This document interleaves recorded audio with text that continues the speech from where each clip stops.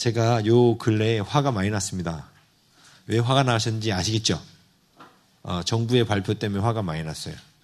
오늘 아침에 이제 교육자들하고 모여서 원래는 이제 사랑방을 하고 친교를 나누는 시간인데 하도 뿔딱지나고 화가 나가지고 우리 토설기도 좀 하고 모임을 가져야겠다. 이 정부가 너무 편향적으로 편파적으로 교회만 콕 집어서 박해하는데 정말 속이 불이 나더라고요. 화가 나고. 네? 여러분 안 그러셨어요? 저만 그랬나? 네, 너무너무 화가 났어요. 그래서 이제 찬양하고 하나님 앞에 기도하고 했는데 그걸로도 안 채워지더라고요. 그래서 밥 먹고 나서 하나님 어찌하면 하나님을 제가 기쁘시게 해드릴까요? 또 이렇게 질문을 또 했습니다. 그때 하나님께서 요 며칠 전부터 계속 저한테 뭘 요구하셨냐면 나를 찬양하라. 저한테 이제 제 입술로 드리는 찬양을 받기 원하셨어요.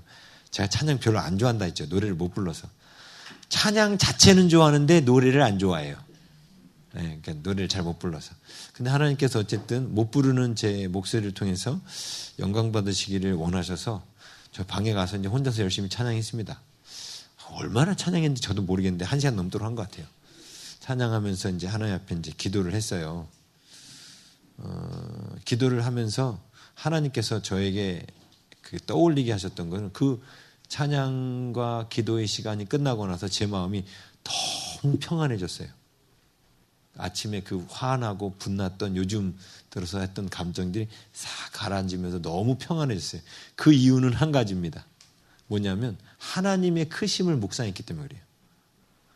하나님의 그 크심을 묵상하니까 뭐 이 사람들이 뭐 이게 아무리 해봐야 그건 뭐 아무것도 아닌 거예요. 그냥 까불고 있는 거지 뭐 하나님 앞에 그들이. 그죠? 네. 뭐 그들이 저한테 뭘 어떻게 하든 뭐 이런 건 중요한 게 아니야. 중요한 건 이때 하나님께서 우리들에게 뭘 원하시는지를 정확하게 듣고 그것대로만 하면 되는 거예요. 그렇죠? 가서 국회 앞에 가서 데모해라. 그럼 가서 데모하면 되는 거고 그냥 입 꼭 다물고 있어라. 그럼 입 꼭 다물고 있는 거고 무엇이 됐든 하나님께서 원하시는 뜻을 듣고 움직이면 돼요. 그러면 누가 일하셔요? 하나님이 일하시는 거예요. 주가 일하시는 거예요. 하나님께서 일하셔야 되는 거예요. 오늘 또 그래서 교육자 모임 때 찬양을 하는데 모스 전사님이 찾은 찬양들이 다 그거예요. 전쟁은 주님께 속했네. 이런 거예요. 예? 전쟁은 누가 있다고요? 하나님께 속한 거예요, 이거. 그렇죠? 우리 힘으로 정부와 싸워봐야 정부는 탱크 끌고 올 거고 저는 맨손으로 나가야 되는 거 저 힘으로 못 이겨요. 그렇죠? 예. 근데 전쟁은 하나님께 속했고 지금 하나님께서 왜 정부를 통해서 교회를 이렇게 박해하는지도 우리는 알고 있잖아요. 제가 처음 안식년에서 복귀하면서 했던 설교 기억나시죠? 네. 그 이유가 뭐예요? 한국교회가 주일 성수를 제대로 안 해서, 네? 주일 성수를 제대로 안 해서 주일 성수할 수 없는 환경을 정부가 몰아가고 있는 거예요. 옛날 그 70년대, 80년대 신앙생활 하던 우리 신앙의 선배들, 우리 장로님 젊으셨을 때만 해도 주일 성수의 개념이 정말 엄격했습니다. 아무리 멀리 출장을 가도 주일날은 꼭 반드시 본교에 와서 예배를 드렸고요. 주일날은 절대 사 먹을 수 없었고요. 주일날에는 하루 종일 예배였어요. 네? 제가 그래도 마음이 좀 모질지 못해가지고 저녁 예배를 안 드리는 것 뿐이지 옛날에는 주일날 아침부터 예배 드려서 저녁 7시 예배도 있었어요. 네? 아멘. 네? 하루 종일 예배 드렸어요. 하루 종일 정말.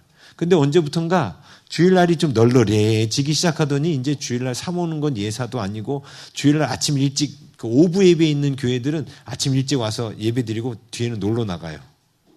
분명히 이사야 말씀에 안식일에 내 오락을 금하며 하나님께서 우리가 즐거워하는 일을 하지 말라고 그랬어요. 그리고 하나님은 안식일을 나의 날이다. 나의 안식일이다.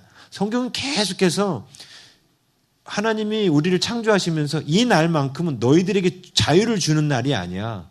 이 날만큼은 나의 날이야. 하고 꼭 집은 날이 안식일이에요. 우리로 지금 말하면 주일이죠. 근데 언제부터 그 주일이 하나님의 날이 아니라 사람의 날이 돼버렸어요. 한국교회가. 그렇죠? 그러다 보니까 교회가 주일 성수가 무너지니까 하나님 말씀이 무너지고 하나님을 섬기는 것도 무너지고 우상 숭배에 대한 개념도 무너지고 너는 나 외에 다른 신을 내게 있게 말지니라 그랬거든요. 그리고 너를 위하여 우상을 만들지 말고 섬기지 말라고 그랬죠. 근데 이 주일 성수가 무너지니까 이 1, 2계명도 무너지고 3계명 주 여호와 이름을 망령되이 일컬 다 무너졌어요. 요즘 성도들의 가장 큰 우상이 뭐냐면 돈이에요. 돈. 네. 돈이 우상이 돼버렸어요. 하나님보다 더 높아요. 그래서 말씀을 뜯어 고치잖아요. 네? 뭐 11조 안 내려고 뜯어 고치고 뭐 안 하려고 뜯어 고치고 뭐 요즘은 제가 아무튼 막 속이 더 뒤집혔던 이유는 뭐냐면 이런 정부에 충성하고 있는 목사들을 보면 속이 더 뒤집혔거든요. 다 정부 편이야. 모든 얘기를. 뇌가 있는 건지 없는 건지 모르겠어. 가끔씩 보면 막 속이 뒤집혀요. 근데 그게 다 제 동기들이에요. 동기들 얘기하는 거예요, 제가. 그래서 제가 동기 모임 잘 안 가요. 화딱지 나서. 가면 동기 모임에 철칙이 있습니다. 절대로 정치 얘기하지 않기. 정치 얘기를 하는 순간 그 모임이 깨지거든. 제가 가가지고 이 정부가 잘못하는 거 몇 가지 얘기하면 너 구급하지. 어우, 나는 우파도 좌파도 아니라 성경파다. 그래도 아니야, 너 우파야, 우파. 아니, 성경에서 금했잖아. 동성애 두고하고 못도 하고, 뭐. 그래도 너 구급하지. 그래 막 속이 뒤집혀요. 며칠 전에 그 밤에 인터넷으로 생방송을 하는 친구 목사의 방송을 들어가서 봤거든요. 그랬더니 그 배경이 자기 집이에요. 뒤에 그 스케치한 그림이 배경으로 이렇게 딱 나왔더라고요. 하나는 그림이 노무현, 그 다음에 문재인, 그 다음에 조국이었어요. 네? 그래서 옛날 보니까 이 친구 그 유튜브 영상 올려보니까 유명한 애예요. 카타콤이라고 뭐 아무튼 유튜브 그 나오는 목사예요. 근데 동기 목사예요. 제 동기. 근데 지난번 그 촛불 집회 있죠?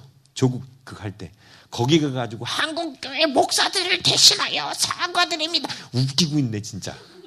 속이 뒤집히더라고. 그 내용 보니까 완전히 눈이 뒤집어지지. 조국이 잘못하고 있는 것도 잘못을 못 봐. 이거 완전 콩깍지 씌운 거예요. 그죠? 근데 이런 얘기는 좀 제가 좀 자제를 해야 돼. 근데 이런 얘기 막 그런 생각 이런 생각 요즘에 막 들면서 친구 그 유튜브 생방송 영상까지 보면서 막 속이 불편한 거예요. 한 주간 내내 그랬는데 감사한 건 하나님의 크심을 묵상하고 나니까 제 마음에 평안이 확 찾아오더라고. 그리고 제 마음이 지금 너무 편해. 네? 지금 하나도 염려도 걱정도 안 되고 오늘 또 목자들 모여서 우리 하나님께 여쭤봅시다. 이번 주일날 우리가 식사를 해야 될지 평소대로 해야 될지 아니면 정부의 받침을 따라서 밥은 안 먹고 또 옛날처럼 그냥 집에 돌려보낼지. 다들 똑같이 들었어요. 강행하라. 하던 대로 하라. 그래서 그냥 해요. 이제 우리 교회는 그냥 하던 대로 할 거예요. 하던 대로 다 했잖아. 우리 방침대로 1m씩 들고 마스크 다 쓰고 예? 식사도 하라고 해서 그냥 다 합니다. 걱정하지 마십시오. 벌금 뭐 내든 말든 뭐 걱정하지 마세요. 하나님께서 지혜롭게 하라고 했어요. 다 할 거니까 너무 걱정하지 마시고. 그런데 우리는 왜 이런 일이 일어난지를 제가 미리부터 말씀드렸잖아요. 교회가 주일 성수를 소홀히 하면서 지금 주일을 지키고 싶어도 제대로 지키지 못하는 환경으로 자꾸 몰아가고 있는 거예요. 이건 교회가 깨어나라고 하나님께서 교회에 주시는 사인이에요. 근데 이 사인을 듣지 못하고 교회가 그냥 정부의 방침에 대해서 불만만 갖고 있으면 안 된다는 거예요. 우리가 교회를 깨우는 일들을 해야 됩니다. 그래서 이제 뭐 주님이 감동 주실 때 얘기했지만 제가 오늘 그 하나님 앞에 기도하면서 진짜 회개한 게 있어요. 뭘 회개했냐면 제가 그 목사님들을 자주 만나잖아요. 목사님들을 만날 때 주일 성수에 대한 얘기를 할 수 있어요. 그렇겠죠? 근데 주일 성수를 해야 된다고 우리 교회는 이렇게 하고 있다라고 얘기를 할 때 목사님들이 제 말에 귀도 기울이지 않아요. 그 이유는 뭘까요? 제가 그렇게 유명한 사람이 아니에요. 그분들 볼 때. 그렇죠? 예? 그래도 목사님들은 결국 누구 말에 귀 기울여요? 유명한 사람 말에 귀 기울여요. 그럼 제가 뭘 회개했냐면 하나님께서 이 중요한 시국에 쓰셔야 되는데 쓰실 만큼 준비 안 된 것에 회개했어요. 오늘. 제가 쓸데없는데 너무 신경 많이 쓰고 하나님의 마음을 헤아려서 이런 때가 분명히 올 걸 다 알고 있으면서도 이런 때 쓰임 받아야 되는데 동기 모임 가서도 제가 동기들을 설득하려고 몇 번 얘기를 꺼내봤어요. 우리 그냥 이성적으로만 생각해보자. 신앙을 다 떠나서 이성적으로만 생각해보자. 지금 일어나는 일들에 대해. 근데 듣지를 않아요. 왜 그럴까요? 제가 개척교회 목사라서 그래요. 그리고 뭔가 이렇게 유명한 것도 없잖아요. 파워도 없고. 그게 제가 너무 그게 힘들었어요. 왜냐하면 아무리 진리의 말씀을 외쳐도 돼지목의 진주처럼 들을 수 있는 귀가 있는 사람만이 그 진주를 귀하게 여기고 듣거든요. 근데 사람들이 기본적으로 들을 수가 없어요. 그나마 사람들이 귀를 기울일 수 있는 거는 제가 아주 영권이 아주 강해서 정말 그들에게 말씀 전할 때 성령으로 압도해버리는, 제가 꼭 큰 교회 목사에만 듣는 건 아니에요. 성령으로 그 자리를 압도할 만큼 막 제가 영적으로 강하게 무장되어 있더라도 하나님 저를 사용하셨을 거야. 근데 제가 그렇게 준비되지 못한 게 하나님께 너무 죄송한 거예요. 제가 제일 힘든 게 그거예요. 얘기를 해줘도, 성경에 근거한 얘기를 해줘도 사람들이 들으려고 하지 않는다는 거예요. 감사한 건 우리 교회 성도들은 잘 들으려고 하잖아요. 그런데 대부분의 사람들은 들으려고 하지 않아요. 다른 교회 성도들 아예 안 듣습니다. 들으려고 하지 않아요. 그 사람들은 큰 교회 목사님 얘기만 들어요. 안 들어요. 제가 선교지 가서도 느낀 거예요. 선교사님들 앉은 자리에서 강의를 하고 해도 선교사님들이 그중에 딱 한 분인가만 큰 관심 보였어요. 나머지 분들은 듣질 않아요. 왜? 제 백그라운드를 보는 거예요. 그래서 제가 하나님 앞에 회개한 거예요. 제가 영적으로 좀 강하게 더 준비됐거나 아니면 하나님 앞에 빨리 순종해가지고 교회가 좀 더 규모가 있었거나 그럼 저분들이 저런 자세는 아니었을 텐데 하는 생각. 그냥 저는 교회가 커지는 거 관심 없고 뭐 유명해지는 거 관심 없고 그랬어요. 제가 유명해지는 것도 관심 없고 교회 커지는 것도 관심이 없었어요. 그냥 우리 교회 교인들만 건강하게 키워야지. 이거 하나만 있었어요. 그러면서 어떻게 보면 제가 영적으로 나태해진 거죠. 뭘 나태해졌냐면 세상에다가 하나님의 말씀을 전하려면 그만큼 영적인 힘이 강해야 되는데 그 강함을 준비를 못한 거예요. 그러니까 예를 든다면 원준상 선교사님처럼 그러니까 나서 이렇게 막 그러면은 그래도 사람들이 좀 귀를 기울일 거 아니에요. 그죠? 그런데 그런 걸 준비해 놓은 것도 아니고 너무 하나님 앞에 죄송하더라고. 아까 한국교회가 이런 위기에 빠졌을 때 한국교회를 지금 한국교회가 이런 위기가 온 것은 우리가 주일 성수를 잘못하고 있기 때문입니다라고 말할 때 누구도 제 말에 현재 귀를 기울이지 않을 것 같아요. 지금. 근데 그만큼 제가 준비되지 못한 게 너무 하나님 앞에 죄송해서 그거 놓고 회개했어요. 오늘. 그거 놓고 하나님 앞에 진짜 눈물 흘리며 회개했어요. 제가. 낮에. 하나님은 되게 크신 분인데 그 크신 하나님이 나를 통해서 마음껏 일하셔야 되는데 내가 준비가 안 된 거예요. 이게. 그게 너무 오늘 큰 회개 제목이었어요. 성령께서 회개의 영을 부으셔서 막 눈물, 콧물 다 떨어지면서 회개했어요. 오늘. 그거 놓고. 하나님 주님께서 쓰셔야 될 때에 주님 제가 더러워서 저라는 그릇을 쓰실 수 없어서 죄송합니다. 이 시대를 향해서 외쳐야 될 때 쓰임받을 수 있는 준비가 안 돼 있어서 죄송합니다. 우리가 요셉 이야기를 계속 보고 있습니다. 요셉은 하나님 앞에 준비되어서 쓰임받는 사람이었어요. 그렇죠? 근데 제가 성경은 그렇게 잘 알고 있어도 막상 저를 하나님이 쓰시고자 하실 때 마음껏 쓰실 수 있도록 저를 단련시키고 준비시켜놔야 되는데 거기에 제가 집중하지 못했던 거예요. 그게 너무 오늘 크게 회개가 됐는데 어쨌든 그렇게 막 회개하고 했더니 하나님께서 막 찬양 드리고 했더니 하나님께서 제 마음에 아주 깊은 평안을 주셨어요. 지금 마음이 너무 평화롭고 좋아요.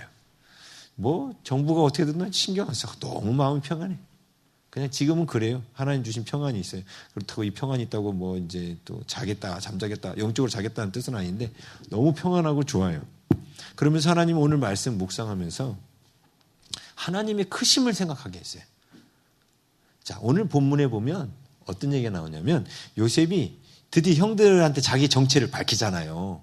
예? 형들이요 엄청 놀랐어요. 그래가지고 우리가 보면은 이 대사가 어떻게 되냐면 중간에 딱 끊겨요. 45장 3절 요셉이 그 형들에게 이르되 나는 요셉이라. 일단 갑자기 그 앞에서 정을 억제하지 못하고 자 당시 요셉의 모습이 어땠냐면 애굽 사람들의 특징이 면도를 했고요. 이스라엘 사람들은 면도 안 했어요. 근데 요셉은 애굽에서 이제 총리를 하니까 애굽 사람의 모습을 갖췄잖아요. 깨끗이 면도를 했고 애굽 사람 특징 또 머리를 빠박으로 밉니다. 예? 그래서 빠박으로 밀었죠. 그러니까 전혀 요셉 같지 않은 거예요. 수염도 없지, 빠박이지. 그리고 애굽 사람들 눈 이게 아이섀도우 이렇게 진하게 그리잖아요. 그렇죠? 지금 고위 관리직일수록 더 그런 것이 진하게 화장하거든요. 그러니까 얼굴 봐서는 전혀 요셉이라고 못 느끼는 거예요. 우리가 생각하는 지금 이스라엘 사람처럼 꾸미질 않은 거예요. 옷 자체도 다 애굽 사람 옷이고 빠박에다가 눈도 아이섀도우를 짙게 그려놓고 이렇게 눈 이렇게 그려놓으니까 전혀 요셉이라고 못 느꼈는데 갑자기 그 애굽의 총리라는 사람이 울기 시작하는 거예요. 대성통 얼마나 울었으면 바로 옆집이 바로 집인데 바로 집까지 들렸대요. 바로의 궁중에도 들렸다고. 얼마나 큰지. 물론 바로의 궁중에 들렸다는 이 표현은 요셉이 크게 울었다는 표현도 있지만 요셉의 집이 바로 집 바로 옆에 있었다는 얘기예요. 궁중 바로 옆에 살았다는 뜻은 뭐예요? 바로만큼 실권이 있었던 사람이라는 뜻이죠.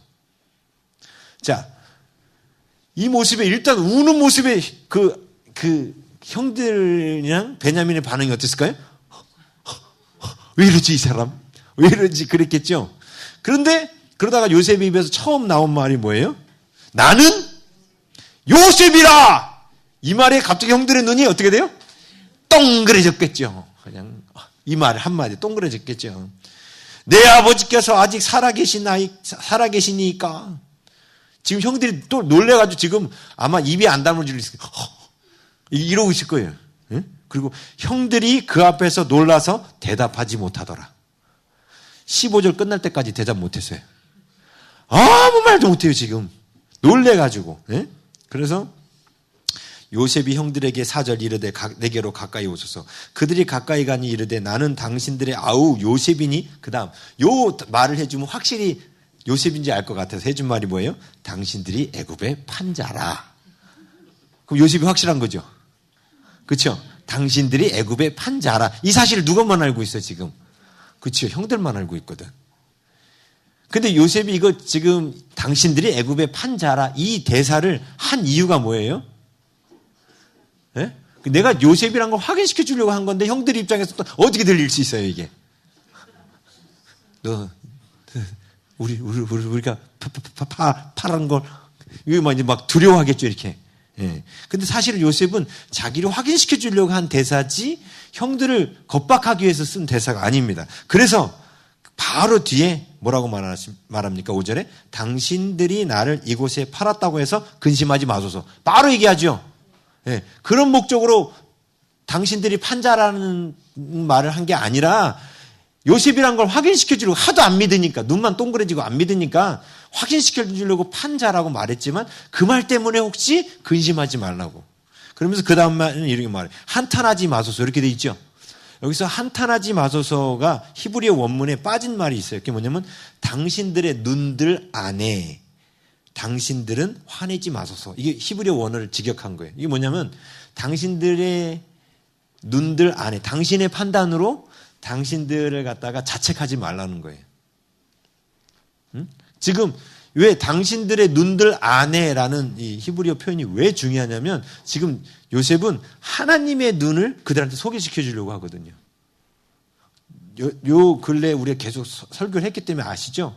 하나님의 눈으로 봐야 된다고 그랬잖아요. 예? 이 앞에 설교 본문 갖고 하나님의 눈으로 봐야 된다고 그랬죠. 지금 근데 형들은 지금 하나님의 눈으로 이 사건들을 보고 있지 못해요. 아직은. 그렇죠? 그래서 지금 요셉이 말해주는 거예요. 당신들의 눈으로 보고서 당신들을 자책하지 말라는 거예요.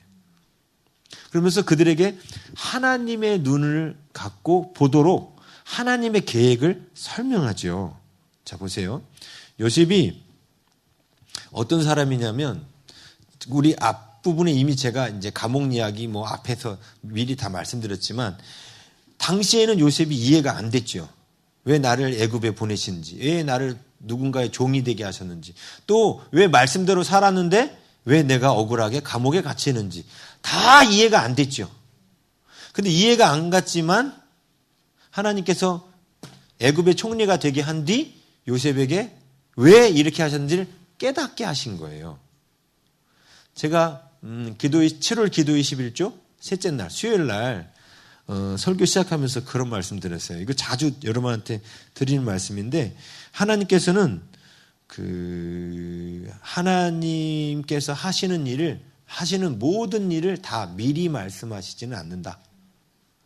요셉에게도 야 요셉아 내가 너를 애굽의 총리로 삼기 위해서 세우려고 나중에 계획이 있거든. 그래서 너를 일단은 내가 애굽에 보낼 거야. 그래서 애굽에 가가지고 일단 어떤 장군 집에 가서 종로를 또 하다가 억울하게 네가 감옥에도 갈 거야. 근데 너무 놀라지 마. 그게 다 내 계획이니까. 이렇게 미리 말씀하시면 좋잖아요. 그렇죠? 근데 요즘 보니까요. 미리 말씀해 줘도 사람들이 신뢰를 못하고 걱정하더라고. 이제 예언사역 같은 걸 해보면 당신은 앞으로 하나님께서 이런 일을 하실 겁니다. 하는데도 그 말도 신뢰를 못하더라고요. 근데 요셉에게는 지금 그런 예언조차도 없어요. 그런 상황 가운데서 정말 억울하게 애굽에 끌려가서 억울하게 종살이 하다가 억울하게 감옥까지 들어갔지 않습니까? 근데 하나님 미리 설명을 안 하셨어요. 그렇죠? 그러나 감사하게도 요셉은 왜 하나님께서 자기를 이렇게까지 하셨는지를 깨달았지요. 그 깨달은 내용을 하나님의 눈으로 자기를 바라보기 시작했다 했지 않습니까? 하나님의 눈으로 자기를 바라봤기 때문에 지금 형들에게 하나님의 계획을 설명하고 있어요. 자, 요셉은 하나님께서 지금 그 혼돈과 공허의 야곱의 집안에 창조의 역사, 회복의 역사를 위해서 세운 두 아들 중에 한 아들이라 했죠. 한 명은 누구였어요? 유다. 한 명은 요셉이라 했어요. 유다를 통해서는 뭘 준비하셨다고요? 형제들이 하나 되게 하는 걸 준비했어요. 사실 이게 중요한 거라 했죠. 요셉은 이게 확인되어야만 그 다음 프로젝트를 진행할 수 있기 때문에 이걸 확인하기 위한 시험을 한 것뿐이고, 근데 유다가 아무리 형제들을 하나 되게 했어도 하나님의 프로젝트는 이스라엘 사람들이, 그러니까 야곱의 12아들이 애굽의 그 풍성한 나일강 문명을 통하여 아브라함에게 하셨던 약속대로 인구가 번성돼서 하늘의 별과 같이 엄청나게 많은 숫자로 인구가 늘어나는 것이 하나님의 프로젝트였어요. 큰 프로젝트. 이 프로젝트를 위해서는 반드시 하나님은 상식적으로 일하시기 때문에 척박한 가나안 땅이 아니라 풍부한 애굽의 나일강 문명을 사용하여 인구를 번성시키는 것이 하나님의 계획이라 했죠. 그러면 그들을 나일강 문명 안에서 살면서 인구를 번성시킬 때 그들은 지금 소수민족이었다고요. 소수민족이 큰 애굽이라는 거대 국가, 제국가 같은 큰 국가인데 거기 와서 살려고 하면 당연히 대접받지 못하고 자칫 노예로 전락하거나 힘든 삶을 살 수 있는 그런 환경이죠. 근데 하나님은 그렇게 안 하고 하나님이 택하신 백성이잖아요. 그렇죠? 아브라함 때부터 콕 집어서 하나님께서 이 땅에 예수님을 보내시기 위해서 특별히 택하신 족속이란 말이에요. 그럼 특별 관리를 하셔야 되거든요. 그리고 하나님은 우리에게 처음부터 척박한 땅에다 두신 것이 아니라 하나님 우리에게 안식의 땅에 우리를 처음 창조하셨잖아요. 에덴이라는 안식의 땅에. 하나님은 그 에덴이라는 환경은 우리가 만드는 것이 아니라 하나님이 만들어주시는 걸 했지 않습니까? 그렇죠?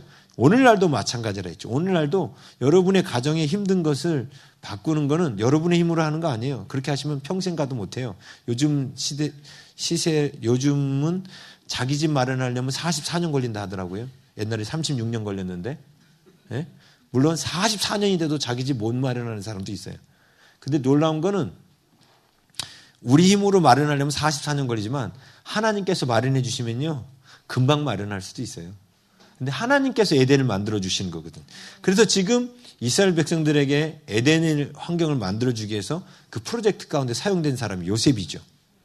근데 요셉이 대신에 뭔 역할을 해야 되냐면 야곱의 12아들이 애굽으로 이주했을 때 요셉의 그 야곱의 12아들이 애굽 땅에서 왕 같은 환경 안에서 정착하게 해야 되는 겁니다.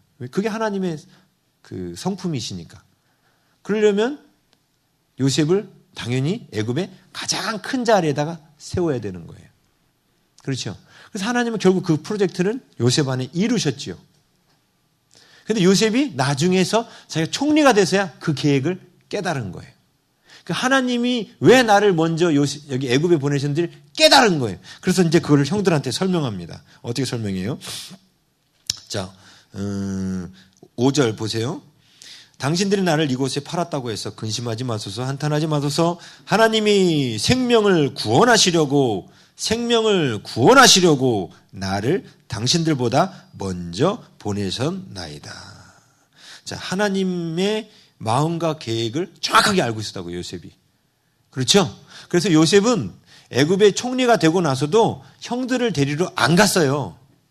왜요? 하나님의 계획을 알고 있었기 때문에. 요셉은 하나님의 크심을 알고 있었어요. 뭘 알고 있었냐면 7년 풍년이 올 것이고 그 다음에 7년 내리 흉년이 올 것을 알고 있었죠.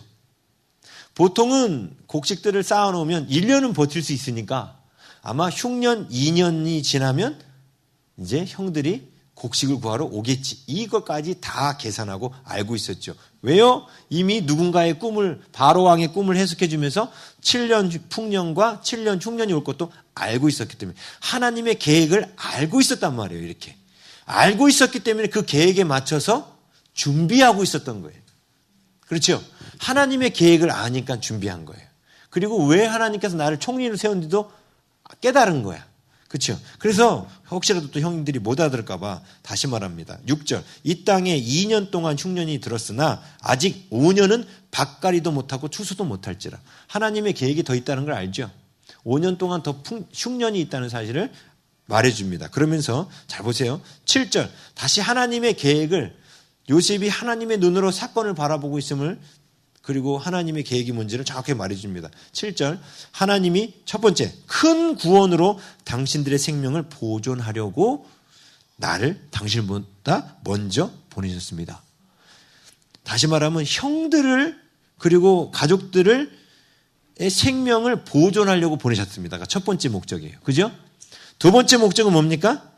당신들의 후손을 세상에 두시려고 나를 당신들보다 먼저 보내셨습니다. 두 가지 목적 다 하죠. 하나는 당대의 형제들을 지켜주는 거고 또 한 가지는 이 형제들이 낳은 후손들이에요. 후손들. 정확하게 말하면 히브리어 원문에는 세상에 당신들을 위하여 남은 자들을 두시려고 라고 되어 있어요. 그러니까 뭐 똑같은 얘기예요. 그러니까 지금 형들이 낳은 후손들을 하나님께서 이곳에서 번성케 하시려고 나를 먼저 보내신 겁니다라고 압니다. 그리고 요셉은 또 뭘 알고 있었냐면 하나님의 계획 가운데 뭘 알고 있었냐면 이 애굽 땅에 계속해서 사는 것은 아니라는 것도 알고 있었죠. 그게 언제 나오냐면 나중에 뒷부분에 가면 요셉이 죽기 전에 유언을 남깁니다. 뭐라고 유언 남겨요? 그렇죠. 우리가 애굽에서 나갈 날이 있을 때 내 시체를 메고 애굽에서 나가서 가나안 땅에다 내 시체를 묻어라. 이거 유언으로 남겨요. 그래서 모세가 애굽에서 출애굽할 때 요셉의 시체를 들고 나옵니다. 자, 그러면 요셉은 하나님의 어떤 계획까지 알고 있었던 거예요? 네, 애굽을 계속 애굽에 있는 게 아니라 인구가 어느 정도 번성되면 애굽의 역할은 다 한 거거든. 그러면 그때는 하나님이 원래 부르신 가나안 땅으로 돌아가게 될 것까지 요셉은 다 알고 있었다는 거예요. 하나님의 계획을 알고 있죠. 자, 이렇게 하나님의 계획을 알고 있는 사람은요, 하나님의 크심을 알고 있기 때문에 두려워하지 않아요. 우리도 지금 사실은 성경을 통해서 알고 있어요. 뭘 알고 있어요? 환난은 올 것이다. 알고 있죠? 알고 있잖아요. 사실 요즘에 온 게 진짜 환난의 시작은 아니에요, 아직. 제가 말씀드렸죠. 아직 대붕이 오지 않았다고. 그래서 이 환난은 그냥 하나님께서 한국교회한테 사인만 보내주시는 거예요. 너희들이 깨어있지 않으면 이렇게 예배드리고 싶어도 예배드리지 못할 날이 올 수 있다. 너희들이 깨어나라 하고 사인만 보내시는 거지 아직 환난은 시작될 수가 없어요. 이유는 뭐라고 그랬어요? 대부흥이 아직 안 왔어요. 말씀으로 돌아가는 요시아의 대부흥이 이 땅에 오지 않았기 때문에 환난은 시작 안 됩니다. 그냥 요거는 잠깐 있다가 지나가는 겁니다. 근데 이게 하나님의 계획이 그죠? 성경에 기록해 놓은 거잖아요. 예? 자, 하나님의 계획을 아니까 우리가 조바심을 낼 필요도 없고 환난이 와도 걱정할 필요가 없죠. 어떤 사람들이 환난이 오면 걱정해요? 아니, 하나님 말씀대로 이루어져 가는데 왜 걱정할까요? 자기가 환난 받을까 봐. 그렇지 않아요? 그렇게 걱정되는 거 아니에요. 그죠? 근데 하나님의 크심을 알고 하나님의 계획을 아는 사람은 자기가 환난 받는 것을 걱정하지 않습니다. 뭘 걱정할까요? 하나님의 백성들이 그걸 깨닫지 못하고 반응하지 못하는 모습을 걱정하는 겁니다. 그렇죠? 아멘? 여러분은 여러분이 환난당할 거 걱정하고 있어요? 제가 오늘 아내한테 아침에 그랬거든요. 아내가 그러더라고 300만 원 내야 된다고. 그래서 제가 그랬어요. 아니 나 안 내고 내가 감옥에 갈 거라고. 그랬더니 아내가 감옥에 가면 안 기다리고 시집 갈 거라고. 농담으로 그런 거예요. 네, 잘 마무리됐어요. 네. 근데 감옥 가고 뭐 이런 거 지금 당장 일어나지는 않아요. 근데 앞으로 그런 날이 올 수도 있어요. 주기철 목사님 때 그랬잖아요. 한국교회가 신사참배 때문에 하나님께서 한국교회가 제대로 예배도 못 드리게 만드셨어요. 그건 하나님께서 허용하신 거예요. 일본이 그렇게 하도록 하나님이 허용하신 거예요. 그런데 그런 신사참배와 같은 대박해가 있기 전에 대환난이 오기 전에 그리고 저 북한 땅에 70년에 대환난이 시작됐죠. 그거 오기 전에 바로 전에 무슨 일이 있었는지 아세요? 평양 대부흥이 있었어요. 맞아. 1907년 평양 대부흥이 있었어요. 역사도 항상 똑같은 패턴이죠. 예? 요시아의 대부흥이 있어야 그 뒤에 환난이 오는 겁니다. 근데 아직 우리나라에 부흥이 안 왔어요. 그래서 환난은 아직 시작 안 된 거예요. 이건 지금 환난이 시작 안 된 거예요. 근데 대충 맛은 느낄 수 있죠. 요시아 때도 그랬습니다. 요시아 바로 앞선 왕 때도 아수르가 줄어들면서 바벨론이 커지면서 바벨론이 점점 압박해오는 걸 느꼈어요. 요시아 왕 때도 이미. 지금 비슷한 거예요. 아, 저놈이구나. 저 바벨론 쟤네들이 우리나라를 이렇게 하겠구나.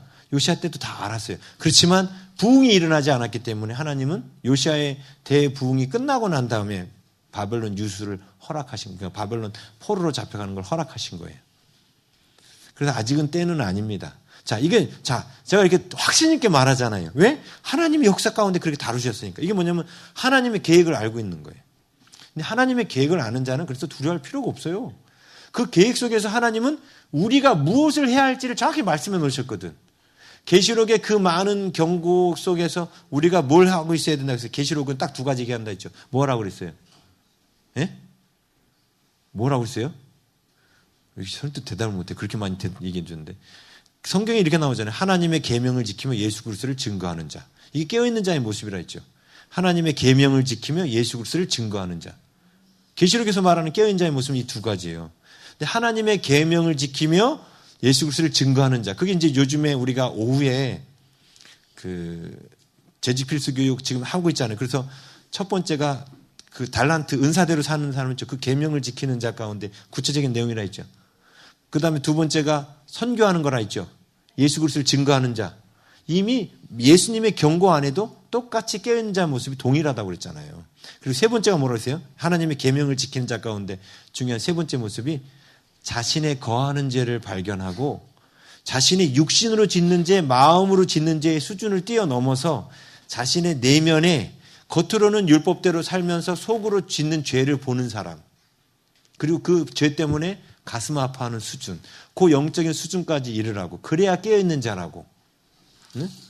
그거는 이제 나중에 재직 필수 때 또 해요. 그래서 그 깨어있는 자의 모습을 했는데 우리는 그 뭐만 신경 쓰면 돼요? 그거에만 신경 쓰면 돼요. 그 믿음에만 준비되어 있으면 되는 거예요. 하나님의 계획을 알고 있으면 하나님이 세상은 그렇게 이끌어 가실 거예요. 예수님 재림 전에 그렇게 이끌어 가시죠. 제가 지난주에 말씀드렸죠. 지금 이 주기성에 의하여 지금 일어나는 모든 일들이 이제는 국지적으로 옛날에는 국지적으로 한 지역에 한 나라에 한 시대에 일어났던 일이 지금은 바뀌었다 했죠. 지금은 전 세계적으로 동시에 일어난다 했잖아요. 그 황충 재앙도 지금 그 아프리카 대륙에 시작해서 사우디아라비아에서 저 동남아시아, 유럽까지 한 황충 재앙이 옛날에 한 나라에 그쳤어요. 근데 지금은 황충 재앙이 계시록에 황충 재앙 나와요. 메뚜기 때 재앙. 나와요. 계시록에. 근데 그 재앙이 이제 전 세계적으로 일어난다니까요. 지금 코로나도 그렇죠. 옛날에도 흑사병 하면 유럽에만 걸렸단 말입니다. 근데 지금 어떻게 됐어요? 전 세계가 걸려요. 그러니까 그게 환난 전에 있을 일이라고 그랬잖아요. 환난 전에 있을 일. 첫째 기근과 지진이 있고 그다음에 전염병 뭐 이런 거 있고 이런 게 환난 전에 있을 일인데 그게 중요한 거는 이제 예수님 재림의 때가 가까웠다는 증거는 이제는 나라별로 시대별로 있는 것이 아니라 전 세계가 동시에 같은 시대에 다 겪고 있다는 거예요. 그래서 이분이 마지막이에요. 이제 이게 마지막 사이클이에요. 우리는 지금 마지막 사이클 가운데 서 있는 거예요. 성경에서 말하는. 이제 뭐 바벨론 포로로 잡혀갔다 돌아와서 또 이렇게 번성했다가 또 회개하고 바벨론 잡혀고 이게 더 이상 주기가 없어요. 이제 마지막 주기, 전 세계의 마지막 주기 안에 우리가 들어와 있는 겁니다. 근데 그 마지막 주기 가운데 우리가 아직 대부흥이 시작이 안 됐어요. 근데 대부흥이 뭐예요? 지금 우리 교회의 모습이 대부흥이에요. 우리 교회의 모습이 뭐예요? 성경과 성령의 균형 속에서 주님을 닮아가는 거예요. 역사 가운데 항상 대부흥이 있을 때는 좌로나 우로나 치우쳤던 교회가 균형을 잡기 시작했어요. 어떤 시대에는 너무 성경만 강조하고 성령은 인정하지 않았어요. 어떤 시대는 어떤 사람들은 또 성령만 너무 인정하며 성경에 나온 하나님의 말씀, 계명대로 사는 삶을 대단히 경시했습니다. 항상 교회가 대부흥이 역사 가운데 대부흥이 있을 때마다 이 균형을 회복하는 게 대부흥이었어요. 왜냐하면 하나님의 계명대로 사는 거는 성령 없이는 불가능하거든요. 근데 이제 신비주의자들은 성령으로 뭐 병을 고치고 예언하는 것만 중시하지 하나님의 계명대로 사는 것도 중요하게 생각 안 해요. 그게 문제인 거예요. 이 균형이 있어야 되는 거예요.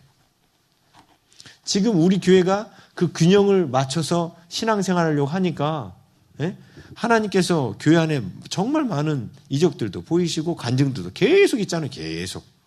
그렇죠? 근데 그 모습이 우리 교회 안에서만 그치면 안 된다는 거예요. 제가 하나님 앞에 회개한 건 그거예요.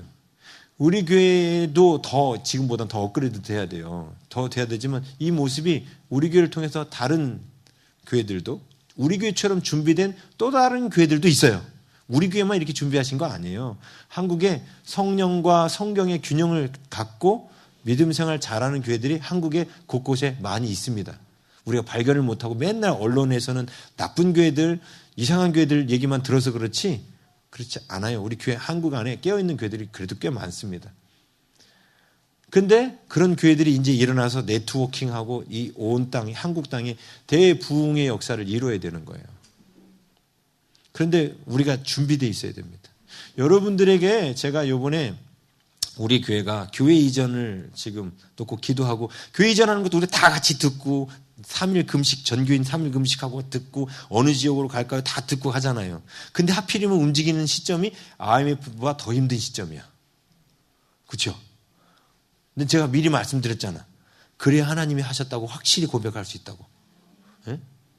하나님이 우린 그냥 제가 그랬잖아요. 하나님이 말씀하시면 우리는 무조건 순종만 하면 된다고. 하나님의 크심을 누가 알게 돼요? 네? 네, 바로 순종하는 자가 알게 되는 거예요. 순종하는 자만이 하나님의 그 크심을 알 수 있어요. 성경이 아무리 그렇게 말해도 순종하지 않는 자는 하나님의 크심이 그냥 성경 안에만 갇혀 있는 거예요. 그 말씀에 순종해서 내 삶에 그 하나님의 크심이 내 눈의 목도가 되어야 하나님의 크심을 알 수 있는 겁니다. 우리 교회 안에 지금 하나님의 크심이 지금 나타나는 것 같고 하나님의 크심이라고 말하기도 부끄러울 정도로 하나님 입장에서 작은 거에 불과한 것뿐이에요. 우리한테는 엄청 커 보이지만 하나님께는 지극히 작은 것 중에도 작은 거예요. 네? 하나님께서 이미 우리 보고 너희들이 교회를 건축해라. 세상에 교인 수가 50명도 안 되는, 그때가 몇 명이냐면 그때는 교인 싹 나갔어요. 20몇 명 했을 때 교인을 건축해라 이런 말씀하셨거든. 네? 그러면서 그때 막 뜨겁게 으쌰으쌰 기도하는데 막 저 테이블 2개 붙여놓고 막 기도했잖아요. 근데 막 한 금덩어리가 이렇게 막 쌓여있는 거 보여주시면서 막, 주시겠다고. 근데 그때는 다들 신났어. 근데 문제는 뭐냐면 그걸 자기 걸로 그 금을 가져간 사람들이 없어. 하나님, 제가 바로 그거 하겠습니다. 제가. 그런데 그때 제가 말씀드렸어요. 이것이 나의 삶을 통해서 이루어지기를 원하는 마음, 그 하나님의 그 계획이 나의 삶을 통해서 이루어지기를 바라는 마음, 그리고 그 마음을 갖고 끌어당겨서 내 안에 그 약속이 이루어지게 해야 된다고. 저도 대부흥의 역사가 있을 것은 성경을 통해서 알고 있단 말이에요. 근데 대부흥 때 하나님 그 대부흥을 주도하며 그 말씀을 전하고 하나님의 그 주님의 오심을 준비하는 자로 제가 쓰임받게 해주세요. 아무리 말씀을 가르쳐줘도 제가 그 일을 하겠습니다라고 하나님 앞에 구하며 저를 올려드리고 그때를 놓고 기도하지 않으면 저도 쓰임받지 못해요. 그렇죠? 근데 제가 그거에 게을렀다는 거예요. 그거 놓고 오늘 하나님께 너무 큰 회개의 영으로 임하셔서 회개했어요. 그때를 놓고 내가 더 깨워서 준비하고 기도해야 되는데 못했구나. 그냥 우리 교회 이것만. 물론 마음속엔 계속 품고 있었어요. 마지막 대부흥회 때 하나님이 약속하신 것처럼. 남들은 허황되게 볼지 모르지만 분명히 하나님 보여주신 것은 자가 비행기 300명 태우고 전 세계를 다니면서 말씀 전하는 거였거든요. 근데 제가 보여주신 건 하나님의 계획은 미리 보여주셨죠. 자, 요셉한테는 보여주지도 않고 데려갔잖아요. 전 보여주셨잖아. 그런데도 그걸 놓고 간절히 사모하고 기도하지 않더라고. 요셉한테는 어떻게 보여주셨냐면 더 애매모호하게 보여주셨어. 형들이 자기한테 절하는 모습. 그렇죠? 볕단이 절하는 거. 해와 달과 별이 자기한테 절하는 거. 그 정도 수준으로밖에 안 보여주셨어요. 그게 애굽에 가는 건지는 말씀 안 하신 거죠. 그죠? 근데 저한테는 더 구체적으로 보여주셨는데도 제가 그거 놓고 막 사모하고 주님의 나라가 이루어져야 됩니다. 이 민족이 살아나야 됩니다. 이 민족이 마지막 때 선교한국 돼서 전 세계에 잠자는 교인들 깨워서 예수님 재림 전에 정말로 알곡들을 으깨어서 가루로 만들어서 한 떡이 되게 해서 주님 앞에 드려야 됩니다.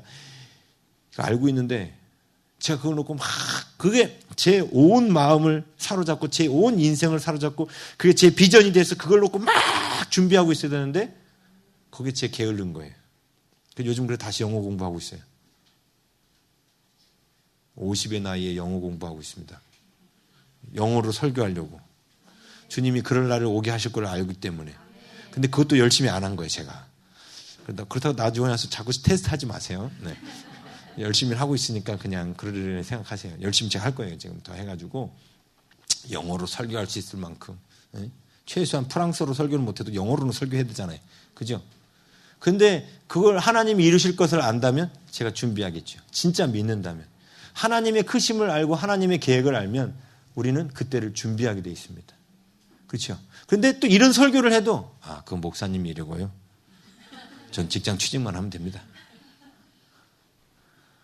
근데 감사한 건요. 우리 민족성 자체가 그런 사람이 없어요. 제가 뉴질랜드 가서 실망했어요. 젊은이들 안고. 제가 얘기했잖아요. 거기 같이 있던 학생들, 그 백인들한테, 야, 니들이 수상이 기독교를 탄압하고 교회를 탄압해서 신학교에 학생도 못 뽑게 이렇게 탄압했는데 니들이 지금 17, 18인데 니들이 나중에 이 나라의 총리가 돼가지고 바꿔야 되지 않겠냐 그랬더니 관심 없대. 자기는 빨리 여기 졸업해서 경찰관이 될 거래. 그럼 여기는 왜 왔어? 신학교인데.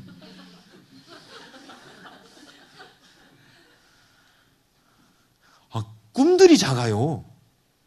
근데 놀라운 건요. 한국 사람들은 DNA 자체가 엄청나게 이 정복 야욕이 커요. 우리나라 사람들이. 우리나라 사람들이 조그만 거에 만족 못해요. 우리나라 민족성 자체가 그렇습니다. 그래서 하나님 마지막 때 한국 민족을 쓰는 거예요. 네? 그래서 이런 얘기 들으면 먼 나라 이야기지 이렇게 안 해요. 맞아요. 하나님 우리 민족이 그렇게 쓰임받아야 되고요. 제가 그렇게 쓰임받아야 됩니다. 마음이 막 올라오죠. 네, 올라오잖아요. 이거는 설교한다고 되는 게 아니라 이미 하나님 우리 한국 민족 안에 심어놓은 DNA가 그렇다니까요. DNA가. 네? 너의 나라 얘기로 들리지 않아요. 자 보십시오. 하나님의 크심을 알고 하나님의 계획을 알고 그러니까 요셉이 하나님의 뜻에 순종합니다. 그리고 순종하면서 하나님의 그 계획들을 계속해서 알아갑니다. 그죠? 하나님의 크심은 우리가 그 바울의 기도 우리 그 첫 주에 주보와 함께 한 달치 성경 읽기표와 기도 제목 있죠?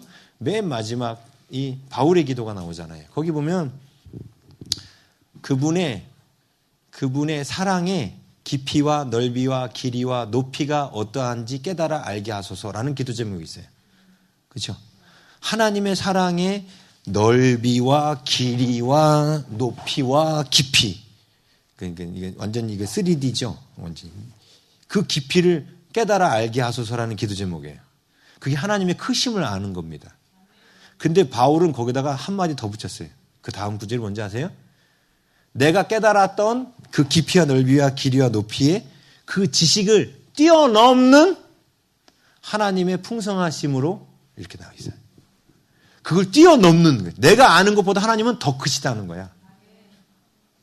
근데 그 하나님의 크심을 알려고 막 사모하는 사람들이 많지 않아요. 사모해야 돼요. 하나님의 크심은 하나님의 그 영광은 성경 안에 갇혀 있지 않습니다. 저는 오늘 이 본문을 보면서 어떤 위로를 받았냐면 보세요. 하나님께서 하나님의 계획을 이루기 위해서 요셉을 애굽의 보디발 장군 수준의 장군으로 삼으신 게 아니에요. 뭐라고 표현했는지 한번 보십시오. 보세요. 8절 그런즉 나를 이리로 보낸 이는 당신들이 아니요 하나님이시라. 확신하고 있죠. 자꾸 하나님이 보내셨다고 얘기해요. 하나님이 자꾸 얘기하죠. 나를 바로에게 뭐로 삼으세요? 바로가 자신을 아버지로 삼고 있다는 거예요. 나이가 지금 몇 살인 줄 아세요? 요셉 나이가? 현재 38. 38인데 바로가 자기를 뭐로 삼아요? 아버지로 삼고 있대요. 지금 요셉이 뻥칠까요? 과장법일까요? 아니요. 바로가 뭔 일이 있을 때마다 누구한테 물어봐? 요셉한테 물어보는 거예요. 그리고 통치를 다 요셉한테 맡겼을 뿐만 아니라 집안일까지 다 요셉한테 물어봐. 막 그냥. 이건 뻥이 아니에요. 네, 그 다음에 또 뭐라고 나와요? 아버지로 삼으셨고 그 다음에 그 온 집, 다시 말하면 바로의 집에 주로 삼으셨어요. 그 다음에 보세요. 애굽 온 땅에 또 뭘로 삼으셨어요? 통치자로 삼으셨어요. 9절에 또 나와요. 하나님 중간에 하나님이 나를 애굽 전국에 주로 세우셨어요. 주로 세우셨대요. 누가 하신 거예요? 보십시오. 다니엘이 바벨론이라는 나라에 포로로 잡혀가죠. 자, 포로의 신분입니다.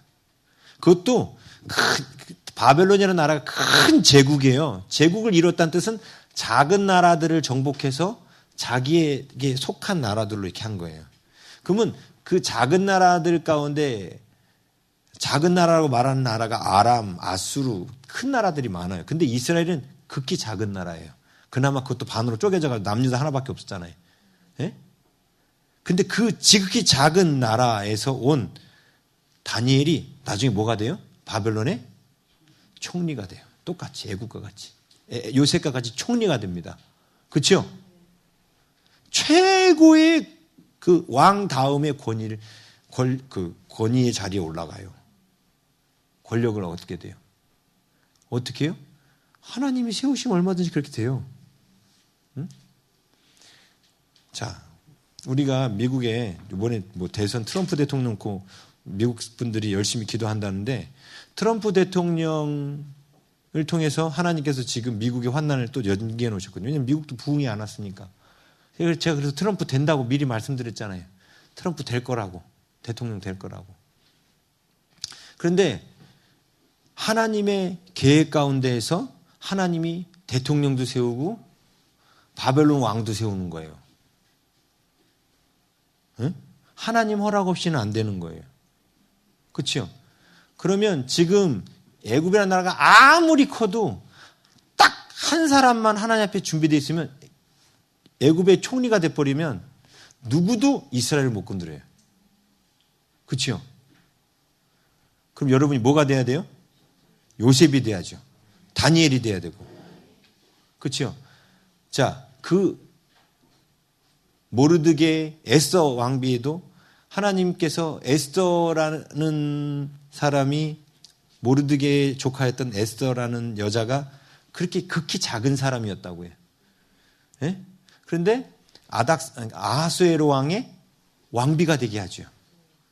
그것을 통해서 이스라엘 나라가, 유다 나라가 죽을 뻔한 위기를 넘게 해주신다고 해요. 보세요. 하나님 역사 가운데 쓰실 때, 예? 하나님의 백성들을 지키기 위해서 하나님의 인물들을 갖다가 제일 높은 자리로 보내버리세요, 바로. 그리고 실권을 쥐게 하시고 심지어 바로도 주라고 고백할 만한 그런 자리로 보내시는 분이에요. 이게 하나님의 크심입니다. 근데 잘 생각해 보세요. 요셉이 예? 애굽에서 애굽 대학을 나오기를 했어요. 예? 요즘으로 말하면 하버드대, 뭐 예일대, 뭐 이런 데를 나오기를 했어요. 아무것도 없죠. 그런데 하나님이 높이기로 작정하시니까 어떻게 해요? 그냥 올라가는 거예요. 요셉이 했던 건 뭡니까?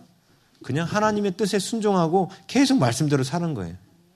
실망하지 않고 절망하지 않고 낙심하지 않고, 물론 낙심의 때도 왔다 있죠.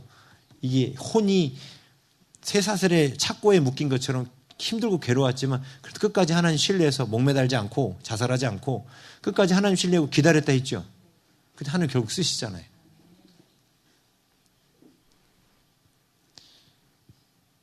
여기 있는 분들 중에 한 분만 대통령 나와도 우리나라가 바뀌겠죠. 그죠? 꼭 대통령의 대통령도, 그러니까 이 나라에서는 최고 실권이 대통령이니까. 그죠? 근데 보세요.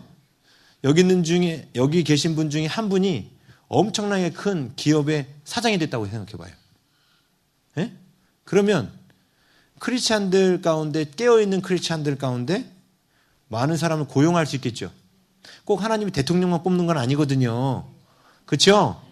정치인도 뽑고 다 뽑아요. 근데 많은 사람들에게 영향력을 끼칠 수 있는 자리로 뽑으셔요. 저는 우리 그 젊은이들이 그런 꿈을 가졌으면 좋겠어요.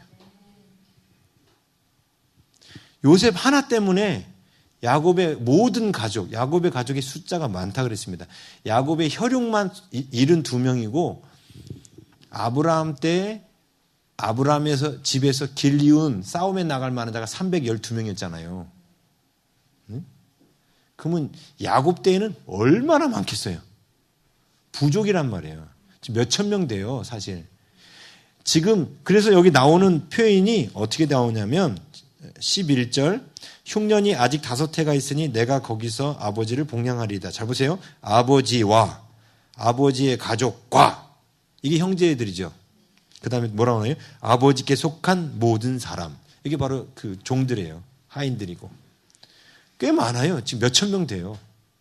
그 몇천 명 되는 그 사람이 애굽에서 잘 정착하고 제일 좋은 땅 받아서 잘 정착하고 애굽 사람한테 낯선 이방인이라고 냉대받지 않고 인종차별 당하지 않고 오히려 보호받을 수 있도록 모든 환경을 요셉 한 사람 통해서 준비했다는 거예요. 이게 하나님의 크심입니다. 하나님은 이 시대에 많은 사람들을 찾으시는 게 아니에요.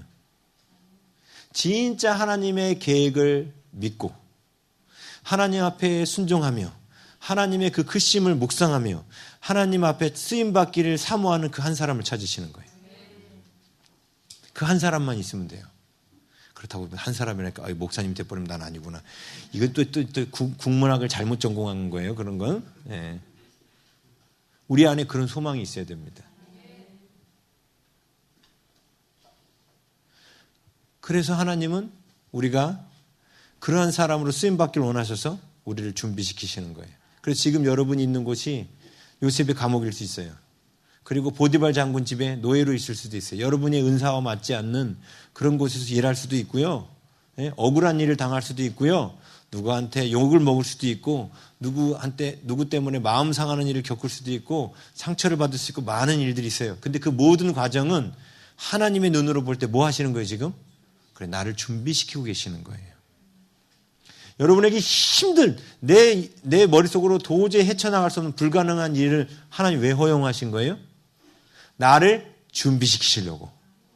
어떤 일에 준비시키려고? 그 일을 하나님 앞에 기도하여 하나님의 능력을 목도함으로 하나님은 살아계시구나. 하나님은 무엇이든지 다 하실 수 있구나. 이 믿음을 넣으셔서 진짜 하나님 맡기고 싶은 일이 있으신 거예요. 예? 지금 눈앞에 코앞에 그 일이 아니라 이렇게 눈앞에 일어나는 크고 작은 응답들을 통해서 요셉과 같은 자리에서 쓰임받게 하려고 하나님은 지금 그 일들을 준비하시는 것뿐입니다. 요셉도 보디발 장군의 집에서 총무로 일할 때, 총무로 일하기 전에 먼저 맨 말단 종이었죠. 17살이에요. 17살. 처음에 애굽에 잡혀갔을 때가. 언제 총무가 됐는지 몰라요. 근데 많이 잡아야 20대죠. 20대 초반이나 이렇게 된 거겠죠. 예? 왜냐하면 요셉이 2년간 감옥에서 기다린 게 28쯤 되니까. 근데 감옥 들어간 지가 그래도 한 1년 전이라고 생각하면은 27쯤엔 들어갔다고 생각하면 20대 초반 정도의 총무가 된 거예요. 그렇죠? 근데 20대 초반에 총무가 될 때에도 요셉에게 있어서는 크고 작은 일들을 해결할 때 어려움들이 있었겠어요? 없었겠어요? 있었어요. 그때마다 요셉이 뭐 했겠어요? 기도했죠. 기도해서 하나님이 그걸 해결하시는 걸 보니까 애굽의 주인의 입장에서 볼 때는 얘한테 일만 맡겨놓으면 다 형통하다라는 거예요. 자, 불가능한데 형통케 하는 자라는 걸 아니까 보디발 장군이 총무로 세운 거죠. 남들이 다 하는 걸 할 줄 아는 사람이면 총무로 세웠겠어요? 아니죠. 특별한 거 얘한테는. 얘한테 맡기기만 하면 형통하게 돼. 그렇다고 요셉이 모든 일이 요셉이 오면 무조건 다 형통했겠어요? 아니라는 거예요. 힘든 일도 왔지만 요셉은 그 안에서 하나님께 기도한 거예요. 하나님께 기도하고 응답받았기 때문에 하나님이 도와주시는 걸 느꼈기 때문에 보디발 장군의 아내가 꼬실 때에도 내가 어찌 하나님 앞에 득지하리요 이렇게 말할 수 있었던 거죠. 그가 하나님을 거기서 경험하지 못했다면 그 신앙 못 지켰겠죠. 근데 요셉은 자기가 하는 일 속에서 성실히 하면서 부딪히는 많은 일들이 있었을 거란 말입니다. 그때마다 하나님 앞에 기도한 거예요. 근데 놀라운 건 그때마다 하나님 해결하신 거예요. 그러니까 하나님이 나를 보고 계신 거를 안 거죠. 그래서 보디발 장군의 아내의 유혹에 넘어가지 않은 거예요. 요셉이라고 모든 일이 형통하고 평탄했던 건 아니라는 겁니다. 그런데 놀라운 건 그 요셉이 그 모든 일에 하나님 앞에 기도하고 순종하면서 그 일을 형통한 일로 다 바꿔놨다는 거예요. 그러니까 확신할 수 있었던 거예요. 지금 여러분, 우리 안에 있는, 지금 우리가 교회를 이전하는 일도 마찬가지죠. 우리 교회 형편에 뭔 교회 이전이에요? 그죠? 지금 이 상황에. 여기도 감사한 거지? 그죠? 근데 하나님 말씀하셨잖아. 그럼 가는 거지 뭐. 누가 그러더라. 가서 월세 못 내면 어떡하죠? 월세 못 내요? 그런 일은 일어나지 않겠지만 못 내면 많은 거지 뭐. 하나님 근데 가라고 했으면 간 것에 순종했으면 된 거죠. 근데 하나님 망하라고 가라고 하겠어요? 예? 지금이 더 돈 벌기 힘든 때잖아요. IMF 때보다. 그럼 성도들 헌금도 더 줄여야 되는 때잖아요. 그죠? 근데 하나님께서 결단코 여러분이 순종하면 여러분의 주머니가 마르는 역사가 아니라 오히려 풍성해진 역사를 허락하실 겁니다. 전 그런 하나님 믿어요. 여태까지 그러셨기 때문에. 그래서 이전하라는 말이 떨어졌을 때 조금도 저는 가가지고 돈을 못 내면 이런 걱정 안 해요. 그건 하나님이 하실 일이니까. 우리는 하나님이 하라는 일만 하면 되는 거예요. 그러면 그 다음은 하나님 책임지시는 거죠. 항상 그래왔거든요. 지금까지 하나님 그렇게 일하셨어요. 근데 그렇게 순종할 때 계속해서 하나님의 크심을 경험했기 때문에 제가 이번에도 걱정 안 하는 거예요. 제 인생 가운데 제가 너무너무 가난하게 자랐기 때문에 대단히 이 손이 크지 못했어요. 제가 그 세곡교회에서 주일학교 맡아서 사역할 때 오후 순서에 예산이 없으니까 어떻게 했냐면 애들하고 재밌게는 놀아야겠는데 어떻게 하면 애들하고 예산 없이 재밌게 놀까. 그래서 미니올림픽, 이쑤시개 멀리 던지기, 창 던지기, 개구리 만들어가지고 멀리 뛰기, 최저가 예산으로 할 수 있죠? 그러다 보니까 제 스케일이 고만했어요. 예? 이번에 하나님께서 차를 주셨잖아요. 차도 제가 2018년부터 기도했어요. 하나님, 아내가 SM3에 불만족하는데요. 하나님, 제가 생각해도 이제 좀 바꿀 때가 된 것 같습니다. 주세요. 근데 하나님 주셨잖아요. 옛날 같았으면 제가 붙어있는 거 하나도 안 뗍니다. 스티커. 막 차에 보면 막 엄청 많이 붙어 있거든요. 네? 제가 새 물건 사면 절대로 그 비닐을 벗기지 않아요. 왜요? 최대한 오래 쓰려면 비닐이 최대한 오래 붙어져 있어야 돼. 옛날에 가난할 때 제 얘기 해드리는 거예요. 붙어 있어요. 요번엔요, 그냥 보자마자 다 뗐어요. 다. 이거 천년만년 타고 다닐 차도 아니고. 막 하나님 주신 건 기쁘고 감사한데 이 차가 막 애착이 가고 그러진 않아요. 그냥 하나님 주셨으니까 감사한 거예요. 기쁘고 감사한 거예요. 거기 목숨 걸지 않아요. 근데 왜 그렇게 됐냐? 여태까지 하나님께서 어렵고 힘든 형편마다 하나님 앞에 기도하고 하나님 채우시고 하나님의 말씀대로 가면 하나님 다 책임지는 걸 계속 경험하면 하나님의 그 크심을 계속 보면서 왔기 때문에 더 이상 물질이나 이런 부분에 있어서 걱정을 안 하는 거예요. 그 하나님을 계속 목도했기 때문에. 그게 하루아침에 이루어지는 일은 아니라는 겁니다. 그래서 여러분에게도 하나님께서 그런 걸 자꾸 경험시켜야 되는 거예요. 아유, 하나님, 저는 월급쟁이라서 더 나올 데가 없어요. 그러면, 나오면 하나님이 하신 거잖아. 할렐루야. 그죠? 근데 하나님 그렇게 하시잖아. 나올 데가 분명히 없는데 나온다니까. 하나님, 제가 여러분한테 그랬잖아요. 우리 교회 건축할 때나 우리 교회를 지금 이전할 때도 여러분이 월급을 120만 원 받는데, 아니, 너무 조금 물론 좀 섭섭하죠. 한 400만 원 받는데 갑자기 400만 원이 한 달 그 쓰는 돈에 그냥 충분히 이게 지출되는데 거의 헌금 내고 못 빼고 나면 안 남아. 그러면 건축 헌금 낼 돈이 없죠. 그럼 내지 마세요. 그냥 그거 어떻게 내? 그거 살기도 빠듯한데. 그죠? 근데 하나님께서 하나님께 구하라는 거예요. 하나님, 제가 교회가 이전을 하고 건축을 하고 뭔가 하면 제가 뭔가를 드려야 되지 않겠습니까? 더 주세요. 그런데 400만 원이 월급쟁이 생활을 하고 있는데 하나님께 뜻하지 않는 돈이 들어왔어. 그럼 그거 내라는 거예요. 예? 하나님은 우리에게 복 주신 걸로 성전을 짓기를 원하시지 우리가 빚 얻어서 구걸해서 그렇게 해서 짓는 거 원치 않으셔요. 전 그런 거 원치도 않습니다. 그래서 성도들이 빚 지는 거 원치도 않아요. 없으면 내지 마세요. 괜찮아요. 하나님은 알아서 또 다른 사람 쓰십니다. 시험만 안 들면 돼요. 그리고 열심히 기도만 하시면 돼요. 하나님, 제가 못하니까 딴 사람이라도 복 주셔서 하나님 그 사람이 꼭 많이 하게 해주세요. 이렇게 기도하세요. 네? 꼭 그렇게 기도하세요. 아셨죠? 네? 거기서 고개 끄덕이는 사람 없겠지? 그리고 시험만 들지 마세요. 안 하셔도 돼. 왜? 제가 그 막 누가 건축 거 얼마나 많이 냈니 그런 거 점검 안 해요. 그런 건 중요하지 않아요. 중요한 건 이런 일들을 통해서 하나님의 크심을 경험해야 돼요. 제가 허리띠 졸라매면서 헌금하라는 소리 안 합니다. 우리가 온전한 11조에 대해서 제가 가르쳐드리면서 그랬죠. 우리 온전한 11조, 교회다가 10분의 1만 내는 것이 온전한 11조가 아니라 했죠. 뭐가 온전한 11조라 했어요? 10분의 1을 또 떼야 된다 그랬어요. 10분의 1을 또 떼서 그 중에 3분의 2는 어떻게? 다른 사람들을 섬기기 위해서 쓰고 3분의 1을 다른 사람을 위해 섬기기 위해 쓰고 3분의 2는 나와 가족들의 레저를 위해서 쓰라고 그랬죠. 즐기기 위해서 쓰라고 했죠. 이게 온전한 11조라고. 그래서 온전한 11조는 정확하게 10분의 2를 띄는 거예요. 그게 온전한 11조예요. 온전한 11조가 10분의 1을 뗀다는 뜻이 아니에요. 10분의 1을 갖다 칼같이 400만 원이면 40만 원 이렇게 뛴다는 것을 온전한 11조라고 말하는 게 아니에요. 성경에서 말하는 11조가 세 가지가 있는데 하나님께 드리는 10분의 1 그리고 10분의 1을 3분의 2, 3분의 1을 나눠서 드리는 제21조와 제41조 이것까지가 온전한 11조라 했잖아요. 그런데 그렇게 하고 다 했는데도 건축원금 드릴 돈이 없어. 하지 마세요. 안 해도 돼요. 괜찮아요. 근데 우리 안에는 뭐가 있었냐면 하나님이 금덩어리 쌓아놓고 내가 줄게 라고 말씀하셨잖아요. 그걸 가져와야 돼요. 하나님 그 약속하신 거 제가 그 약속 그 복 받아야 되잖아요. 하고 땡기셔야 돼.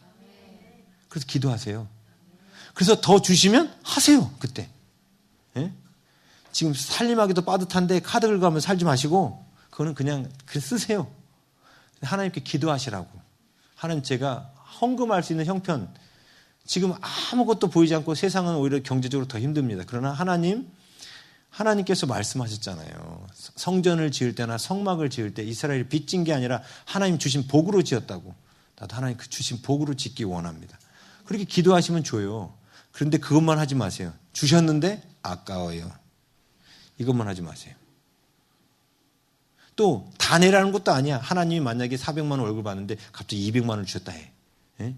하나님 저 다 드리겠다고는 안 했어요. 하나님 저 50만 원만 뭐 사면 안 될까요? 그렇다고 하나님이 사지 마라. 다 드려라. 이런 분도 아니에요. 근데 우리 중심 안에 정말로 얼마나 하나님을 사랑하고 하나님의 크심을 정말 얼마나 믿고 있는가를 하나님이 우리에게 보기를 원하시는 거예요. 그래서 저는 이 뭐 이전하고 뭐 해서 필요한 재정 이런 거에 대해서 우리 교회가 재정 놓고 걱정해 본 적이 한 번도 없었어요. 6년간 이 교회 유지해 오면서 재정 놓고 걱정해 본 적이 없어요. 한 번도, 단 한 번도. 왜요? 제가 걱정을 안 하니까. 제가 걱정을 안 하니까 걱정할 상황을 만들어 주시질 않아요. 왜? 하나님의 크심을 경험해서 알기 때문에 그런 거예요. 근데 하나님이 이제 성도들도 그렇게 경험해서 알기를 원하시는 거예요. 재정의 문제에서도 하나님의 크심을 알기 원하고 또 더 원하시는 거는 하나님이 우리를 사랑하심에 있어서도 얼마나 크신지 그걸 경험하기를 원하셔요. 보세요. 요셉을 통해서 하나님이 그 원수들을, 형들을 사랑하고 계심을, 그리고 그들을 위해서 요셉을 통하여 오히려 요셉이 이렇게 준비된 거는 형들을 섬기기 위한 준비였어요. 그러면서 요셉이 뭘 깨달아요? 하나님의 그 사랑을 깨달은 거예요. 그 사랑의 크심을 깨달은 거예요. 요셉이 하나님의 사랑의 크심을 깨달았기 때문에 이렇게 반응할 수 있는 겁니다. 나를 먼저 보내셔서 형들을 섬기기 위해서, 아버지를 섬기기 위해서 나를 먼저 보내신 겁니다. 그 하나님의 그 크신 사랑을 깨달은 거예요. 하나님께서 그래서 우리들의 삶에 그런 일들을 자꾸 보내셔서 하나님의 크심을 알게 하셔요. 깨달음을 알게 하셔요. 그래서 결국은 하나님의 크심을 알아가는 사람은 어떻게 되느냐? 섬기는 자, 회복의 사람, 창조의 사람으로 준비되는 거예요. 하나님의 크심을 알지 못하면요 절대로 못 섬겨요. 부들부들 떨려요. 손이. 왜? 내 수준으로 해야 되고 내 힘으로 해야 되니까. 근데 회복의 사람, 창조의 사람, 하나님의 크심을 묵상하면 그냥 하나님의 크심을 알기 때문에 내 주머니를 생각하지 않아요. 하나님, 내 주머니 비었으니까 하나님 더 채우셔야 돼요. 하나님의 크심을 묵상하면. 지금 오늘 장모님께서 이게 혈관 투석하시는데 그게 이제 염증이 나가지고 오늘 또 수술을 하셨는데 장모님 그래서 또 체력이 떨어지셔가지고 아내랑 지난 수요일인가 이렇게 모셔가지고 식사 대접을 했어요. 근데 장모님이 저희들에게 비밀 한 가지를 말씀하셨어요. 그 비밀이 뭐냐면 장인어른도 모르고 다른 형제들도 모르는 비밀이에요. 뭔 비밀이냐면 장모님이 요번에 그 교회에 모든 그릇과 식기세척기를 바꿔놓으셨대. 주방 전체를 갖다가 안에 있는 거를. 장모님은 장인어른이 거의 돈을 안 줘요. 근데 조금씩 그리고 저기 아들 딸들이 설날 와서 준 돈 있잖아요. 그것도 뭐해서 5만 원, 10만 원 준 돈 다 모아가지고 그 돈 하나도 안 쓰고 넣어놨다가 요번에 주방 싹 바꿔버렸대요. 그릇부터 식기세척기도 얼마인지 정확하게 아시더라고요. 150만 원이야. 그렇지 말씀하시더라고. 너희가 나중에 교회 가면 내가 해줄게. 식기세척기 그러시더라고. 근데 장모님은 아셔요. 왜냐하면 뭘 아시냐면 처녀 때가 아니지. 결혼해서 이제 예수님 믿었는데 하나님 앞에 그 기쁨으로 섬길 때마다 하나님 더 주신다는 걸 경험해서 알아요.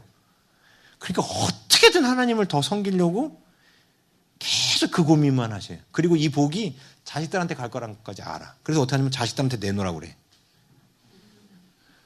네? 아주 떳떳하게 요구하셔요. 갖고 와.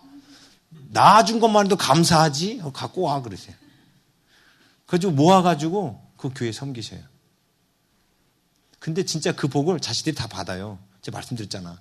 우리 큰 처형은 간호대 교수고 처남은 그 교수보다 조금 더 힘센 태능선수촌 연구원이고 박사.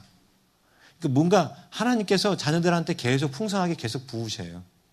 제 아내는 359. 그죠? 근데 이게 하나님의 크심을 아는 사람들은 그래서 삶 속에서 태도가 달라요. 근데 그걸 크심을 경험하지 못한 사람은 계속 작게 살아가는 거예요. 근데 하나님의 크심은 애굽도 감히 건드릴 수 없는 그런 사람을 만들어주는 거예요. 지금 이 정부가 아무리 교회를 박해하고 핍박해도요. 지금 이 정부가 감히 건드릴 수 없을 만큼 더 큰 자를 하나님이 세우고 싶어도 그런 자가 없는 것뿐이에요. 언젠가 세우실 거예요. 대부흥회 때 아마 세우실 거예요. 제가 대통령이 된다는 얘기는 아닙니다. 네. 전 솔직히 그쪽에 은사도 없고 제가 맞는 쪽은 아닌 것 같아요. 근데 하나님 세우실 거예요. 대부흥을 위해서라도. 제가 예언하는 거예요. 그런가 안 그런가 보세요. 그래서 그때는 교회가 막 말씀으로 돌아가고 회복되고 막 해서 잠깐 동안 부흥의 때가 있을 겁니다. 근데 어쨌든 지금 오늘 그러면서 이 말씀 또 생각하면서 그 하나님의 크심을 묵상하니까 지금 정부가 아무리 교회를 탄압하고 막 이렇게 막 정말 편향적인 그런 걸 해도 괜찮더라고. 하나님이 한국교회 깨우려고 지금 하시는 거지. 근데 안타까운 건 한국교회가 이게 주일 성수를 못해서 온 하나님의 경고 사인이라는 걸 깨닫지 못하는 게 제일 안타까운 거. 그리고 그걸 깨닫도록 외칠 수 있도록 제가 준비되지 못한 게 하나님께 죄송한 거. 이게 안타까운 거예요. 그래서 이제 악을 품고 기도하기로 했어요. 하나님, 제가 주님께서 쓰시고자 할 때 바로 쓰실 수 있을 만큼 늘 준비되어 있는 사람이 되기를 원합니다. 우리 모두가 그런 사람 되기를 원합니다. 네?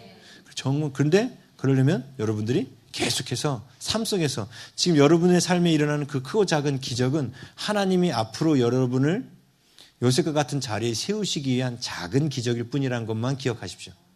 예? 지금 여러분의 삶에 조그만 사소한 기적들, 뭐 병이 낫고 뭐가 형통하게 풀리고 하는 기적은 요셉으로 세우시기 위한 작은 기적일 뿐이에요. 하나님이 정말 우리를 통해서 하시고 싶은 일은 하나님 나라, 하나님의 나라의 백성들을 살리고 회복하는 일 가운데 우리를 쓰시고자 하는 거예요. 우리들의 삶에 몇 가지 우리들의 가정에 있는 문제를 해결하는 일에 하나님이 크심을 보여주시는 것이 아니라 내 가정 안에 일어나는 일들이 해결되고 하나님 일하시는 것을 통하여 하나님 이렇게 크신 분이구나. 하나님 뭐든지 하실 수 있는 분이구나. 이걸 통해서 이 민족과 열방을 회복하는 일 가운데 쓰임받는 자로 준비시키려고 하시는 거예요. 그것만 잊지 않으시면 돼요. 그래서 여러분들의 포커싱을 갖다가 그저 여러분의 삶에 나 혼자 잘 먹고 잘 사는 그 인생에 맞추시면 안 돼요. 그럼 하나님의 크심이 지극히 작은 하나님밖에 경험 못하는 겁니다. 근데 진짜 크신 하나님 하려면 우리 모두가 하나님 앞에 쓰임받아서 열방을 회복하는 사람으로. 제가 그랬죠. 여러분들이 우리 교회 와가지고 8주 제지 끝날 때 그 선교에 대해서 우리 할 때 그거 하잖아요. 마지막 우리가 선교사 파송할 때 파송 선교사는 한 달에 1,500불을 지원해줘요.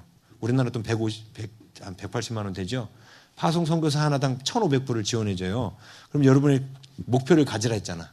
하나님, 제가 그래도 최소한 죽기 전까지 매달 10명은 지원하다가 죽겠습니다. 이런 목표를 가지라 했죠. 10명을 지원하려면 한 달에 얼마를 지출해야 돼요? 1,800을 지출해야 되는 거예요. 1,800을 어떻게 지출해요? 빚내야 돼요? 빚내야 돼요? 아니죠. 1,800을 지출할 수 있는 환경이 되는 거 아닙니까? 그죠? 근데 하나님 그 소원 안 들어주시겠어요? 그게 열방을 살리는 거예요. 근데 다들 그냥 구멍가게 하나만, 하나님 조물주 밑에 건물주 있다는데 건물주만 돼서 한 달에 매달 300만 원씩만 나와도 감사하겠어요. 이런 꿈 좀 꾸지 마시고, 요즘 애들이 꿈이 건물주라며요. 조물주 밑에 건물주.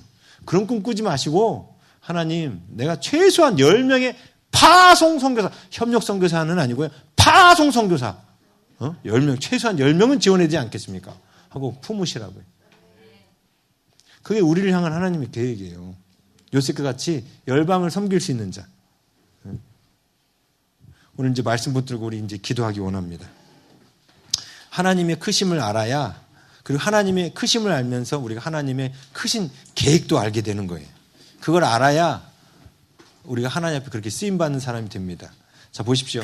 여러분들은 지금 이곳에서 하나님의 말씀을 통해서 하나님의 계획을 들으셨어요. 어떤 분들은 똑같이 신앙생활하면서 하나님의 이 마지막 때를 향한 이런 계획들을 몰라요. 모르는 분들은 당연히 기도하지도 않겠죠. 여러분들은 지금 큰 복을 받은 거예요. 왜? 꿈을 꿀 수 있으니까. 요셉과 같이 하나님께서 여러분들에게 꿈을 주시는 거예요. 해와 달과 11별이 절하는 꿈과 같이 여러분들에게 비전과 꿈을 주시는 겁니다. 근데 그 꿈이 내 삶에 정말로 이루어지는 것은 하나님의 크심을 계속해서 경험해 가서 그 꿈까지 도달하는 거예요. 하나님 앞에 작은 것 하나부터 구하십시오.